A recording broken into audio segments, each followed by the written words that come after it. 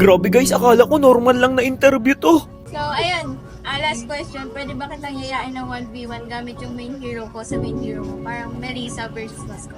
Naman, kaso wala pa akong talo eh. Tingnan natin kung sino mananalo sa Melissa at Moscow niya. Melissa, gats ka wala? Akala ko guys, hindi masyadong kagalingan to kasi nga 'di ba kapag babae, Angela lang yung alam nila. Pero nagulat ako, napakalupit nito magmelisa. Isipin nyo, nakipagsabayan agad nung una. Aray! Ngayon lang ako nagkaroon ng kalaban na babae na dapat hindi pala ako basta-basta nakakampante. Sa maamo niyang mukha, ang galawan pala ay matindi. Yung sabayan.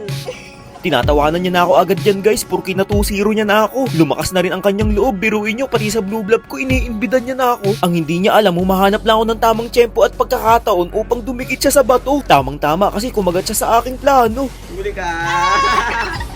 Dumikit ka sa bato ah. Siguro guys, kung lalaki lang siya, inangasan ko na. Sa score niyang to, hindi ko na pinaulit pa. Ay, grabe!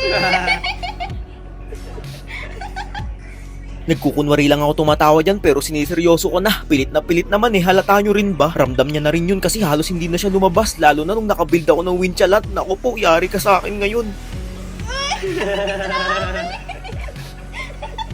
Gulat. Grabe!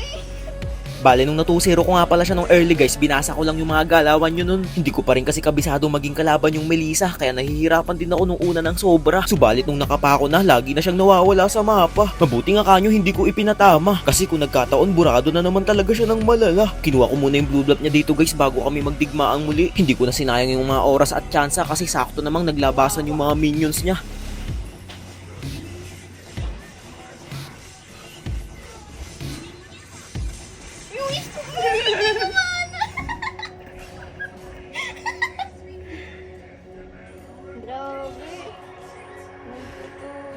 At ayun na nga guys, sa tingin ko hindi niya na kayang depensahan yan kasi nga napakarami ko ng mga minions na nagdatingan. GG!